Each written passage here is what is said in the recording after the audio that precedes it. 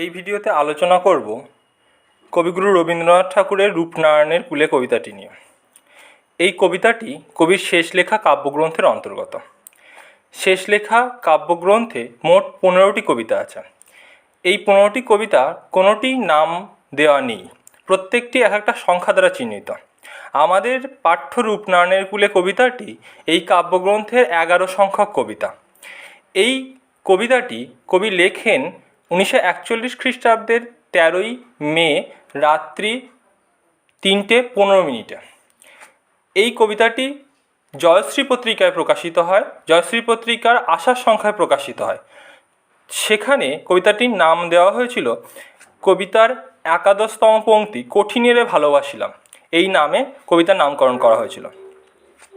কিন্তু উচ্চ মাধ্যমিক শিক্ষা সংসদ যখন কবিতাটিকে পাঠ্যসূচি অন্তর্ভুক্ত করেছেন তারা, তখন কবিতাটির নাম দিয়েছেন কবিতার একদম প্রথম চরণ নিয়ে বা প্রথম পংক্তি নিয়ে রূপনারায়ণের কূলে, এই নামটি তারা গ্রহণ করেছেন বা এই নামটি তারা দিয়েছেন। রূপনারায়ণের কূলে নামটা শুনলে তোমাদের হয়তো মনে পড়তে পারে রূপনারায়ণ নামে আমাদের দক্ষিণবঙ্গের যে একটা নদী আছে সেই নদীটার কথা।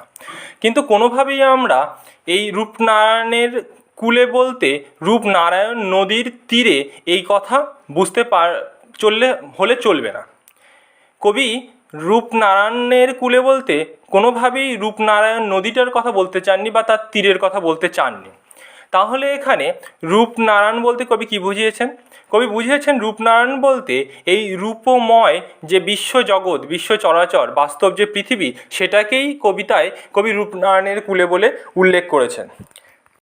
কবিতাটি লাইন ধরে আলোচনা করবার আগে কিছু কথা যদি আমরা একটু আলোচনা করে নিই, তাহলে কবিতাটা বুঝতে অনেকটা বেশি সুবিধা হয়। কথাগুলো হলো, কবি যখন কবিতাটা লিখছেন 1941 খ্রিস্টাব্দের 13ই মে, সেই সময়ে দ্বিতীয় বিশ্বযুদ্ধ চলছে পৃথিবীময়। এরও কিছু আগে 1914 সালে শুরু হয়েছিল প্রথম বিশ্বযুদ্ধ, যা চলেছিল 1918 পর্যন্ত। আবার কিছু বছরের ব্যবধানে 1939-এ দ্বিতীয় বিশ্বযুদ্ধ শুরু হয়েছে। পৃথিবীময় দুই মহাযুদ্ধের প্রত্যক্ষ সাক্ষী থেকেছেন কবি রবীন্দ্রনাথ এবং দেখেছেন কিভাবে মানবিকতার অবক্ষয় ঘটেছে, মূল্যবোধের অবক্ষয় ঘটেছে, কিভাবে মানুষ হয়ে অন্য মানুষের রক্তে স্নাত হয়েছে, গোটা পৃথিবীকে রক্তাক্ত করে তুলেছে। এই রক্তাক্ত পরিবেশ মানবতার পূজারী রবীন্দ্রনাথ কোনোভাবেই মেনে নিতে পারেননি যেন মন থেকে।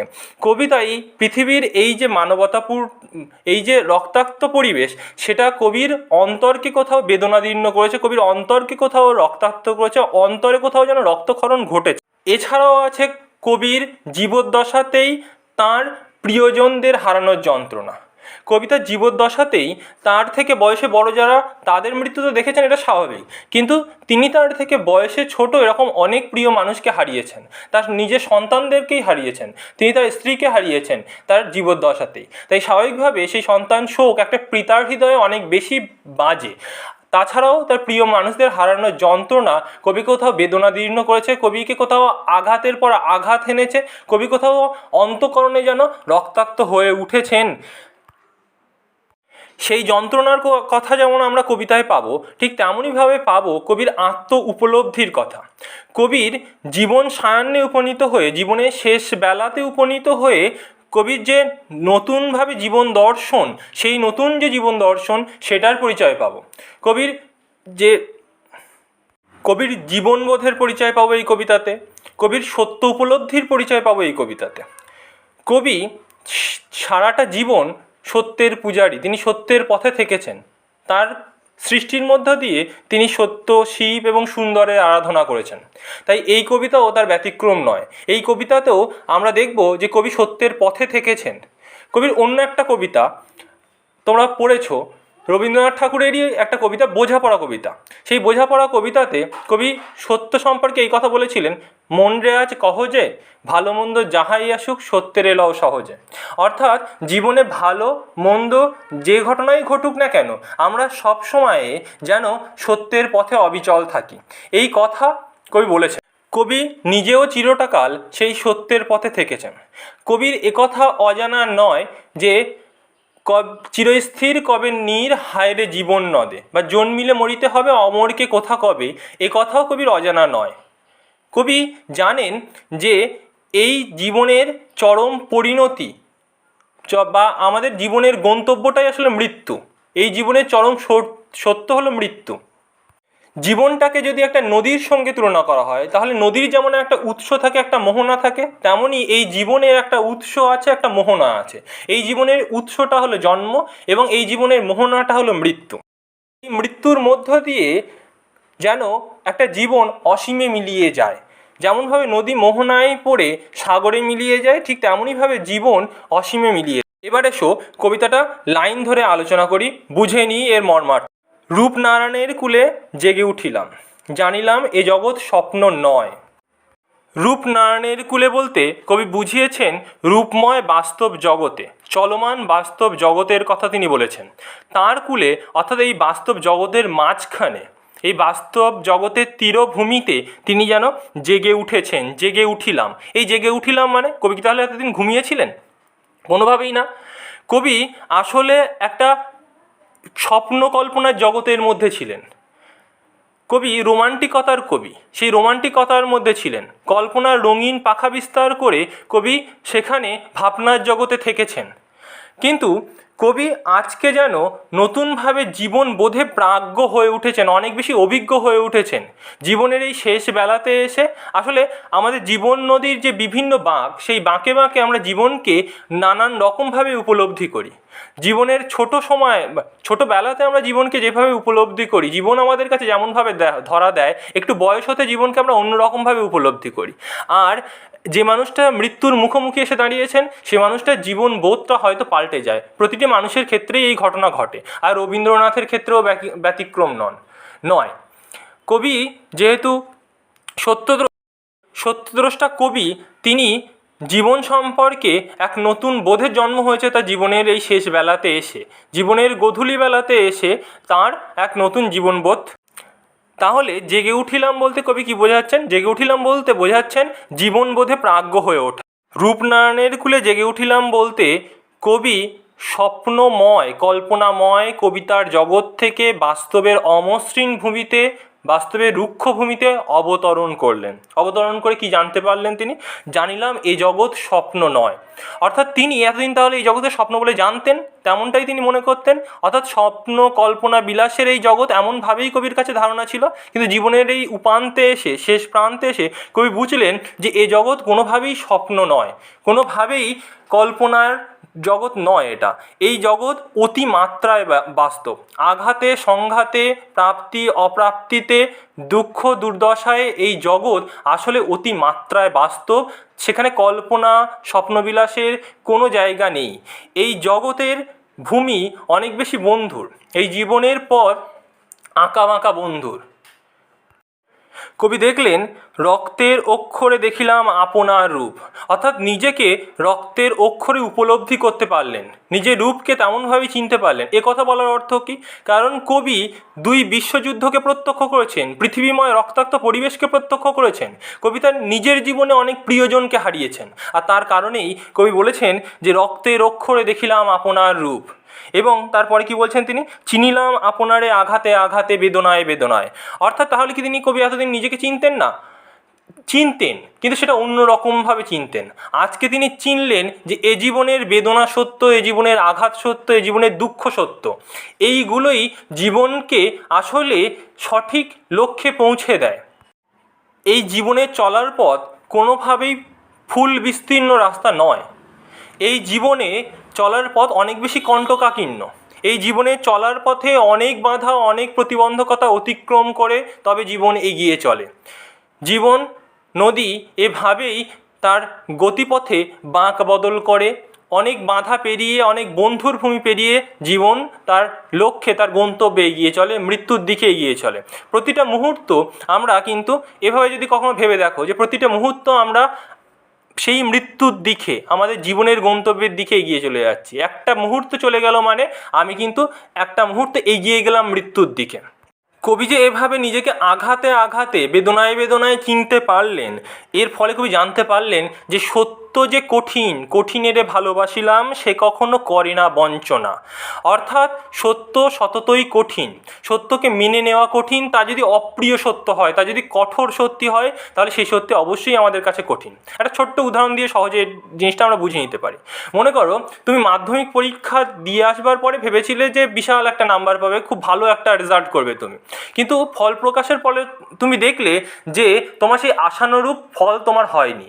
তাহলে তুমি যে স্বপ্ন দেখেছিলে, যে আশা করেছিলে, সেই আশাহত হলে তুমি, এবং সেই আশাহত হলে একটা সত্যি খবর জেনে। সত্যি খবর কোনটা? তোমার ওই নাম্বারটা অবশ্যই সত্যি, তা কিন্তু কোনো রকমভাবেই স্বপ্ন না, তা কিন্তু কোনো রকমভাবেই কল্পনা না।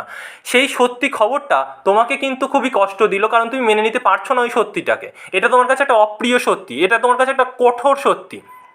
কিন্তু সত্য যতই কঠিন হোক, তবুও তা কাউকে বঞ্চনা করে না, কারোর সঙ্গে প্রবঞ্চনা করে না, ঠকায় না, আশার ছলনে ভুলিয়ে রাখে না। আরও একটা ছোট্ট উদাহরণ দিই। মনে করো একজন সৈনিক, সে যুদ্ধক্ষেত্রে মারা গিয়েছে। যুদ্ধক্ষেত্রে মারা যাওয়ার পরে তার মা খুবই ব্যথা পাবে বলে তার মাকে কিছুদিন হলো এই খবরটা জানানো হয়নি। মারা যাওয়ার পরেও কিছুটা দিন হলো খবরটা তাকে জানানো হয়নি। কিন্তু মা কি কোনোদিনও জানতে পারবেন না তার সন্তান মারা গিয়েছে? অবশ্যই একদিন তিনি জানতে পারবেন, কারণ সত্য স্বপ্রকাশিত, সত্য কখনো চাপা পড়ে থাকে না, সেই সত্য একদিন প্রকাশ পাবেই। আর তখন কি তিনি ব্যথা পাবেন না? তাই কখনোই কল্পনা, স্বপ্ন, আশা, আশা এগুলো আমাদেরকে হয়তো ছলনায় খানিক দিন ভুলিয়ে রাখে, আমাদের সঙ্গে কপটতা করে, প্রবঞ্চনা করে, কিন্তু সত্য কখনো এই সমস্ত করে না। সত্য কঠিন হলেও তা মানুষকে কখনোই ঠকায় না, মানুষের বাস্তব ভূমিটাকে চিনিয়ে দেয়, তার পায়ের তলার মাটিটাকে চিনিয়ে দেয় সত্য। সত্য আমাদের জীবনকে সত্যের পথে নিয়ে যেতে হবে। কবিতা এমন কথাই বলেছেন অন্য কবিতায়, সেই বোঝাপড়া কবিতায়, আমৃত্যু দুঃখের তপস্যায় জীবন, সত্যের দারুণ মূল্য লাভ করিবারে, মৃত্যুতে সকল দেনা শোধ করে দিতে। আমৃত্যুর দুঃখের তপস্যায় জীবন, অর্থাৎ মৃত্যু পর্যন্ত, আমৃত্যুর বলতে মৃত্যু পর্যন্ত দুঃখের তপস্যায় জীবন। কবি তেমনভাবেই জীবনকে উপলব্ধি করেছেন। কবি দেখেছেন যে এই জীবন আসলে দুঃখময়। আমাদের ভারতীয় দর্শনে গৌতম বুদ্ধ সেই সত্যকেই বলেছেন, সেই সত্যকেই প্রকাশ করেছেন, সর্বম দুঃখম, অর্থাৎ সব কিছুই দুঃখময়, এই জগতে সব কিছুই দুঃখময়। সুখ তা তো ক্ষণিকের, বিদ্যুতের ঝলকানির মতো আমাদের জীবনে সুখ আসে ক্ষণিকের জন্যে, তারপরেই আসে অনিবার্যভাবে দুঃখ। আসলে আমরা সুখী যখন থাকি, সেই সুখ হারানোরও দুঃখ থাকে, সুখের মুহূর্তেও আমাদের একটা ভয় থাকে, একটা আশঙ্কা থাকে, এই সুখ যে লাভ করছি বর্তমানে, সেই সুখ কতদিন স্থায়ী হবে? হঠাৎ করে এই সুখের স্বপ্ন সমস্ত ভেঙে যাবে নয় তো? তো এই একটা বেদনা বোধ তখনও কিন্তু কাজ করে সুখের সময়ও। তাই জীবন দুঃখের তপস্যা, আর সেই তপস্যার সাধক রবীন্দ্রনাথ। দুঃখের তপস্যা সেই জীবনের জীবন সাধক রবীন্দ্র। সত্যের দারুণ মূল্য লাভ করিবারে, এর অর্থ অপ্রিয় কঠিন সত্যকে নিরাসক্ত মনে মেনে নেওয়া। তো সত্যের দারুণ মূল্য লাভ করা আসলে এই অপ্রিয় কঠিন সত্যকে মেনে নেওয়ার মতো যে মনোশক্তি, মনের যে জোর, সেটার কথাই বলা হয়েছে এখানে। মৃত্যুতে সকল দেনা শোধ করে দিতে, অর্থাৎ সত্যের দারুণ মূল্য লাভ করবার জন্যে কী করতে হয় না, মৃত্যুর মধ্যে দিয়ে সকল দেনা শোধ করে দিতে হয়। অর্থাৎ মৃত্যুই তো আমাদের জীবনের গন্তব্য, তা অবশ্যই প্রত্যেকটা জীবনের কাছে একটা অনিবার্য পরিণতি, এটা আসবেই। কবি দেনা কথাটা কেন বলছেন? কারণ পৃথিবীতে বেঁচে থাকতে আমরা যে সম্মান, যে খ্যাতি, যে প্রভাব প্রতিপত্তি যা কিছু গ্রহণ করি এই পৃথিবীর কাছ থেকে, যা কিছু আমরা অর্জন করি, সেটাই পৃথিবীর কাছে যেন দেনা। এই সমস্ত দেনা আমরা মুক্ত হয়ে যাই যেন মৃত্যুর মধ্যে দিয়ে, সমস্ত দেনা পৃথিবী শোধ করে দিয়ে, মৃত্যুর মধ্যে দিয়ে, মৃত্যুর কাছে আমাদের জীবনকে সমর্পণ করি, সঁপে দিই মৃত্যুর মধ্যে।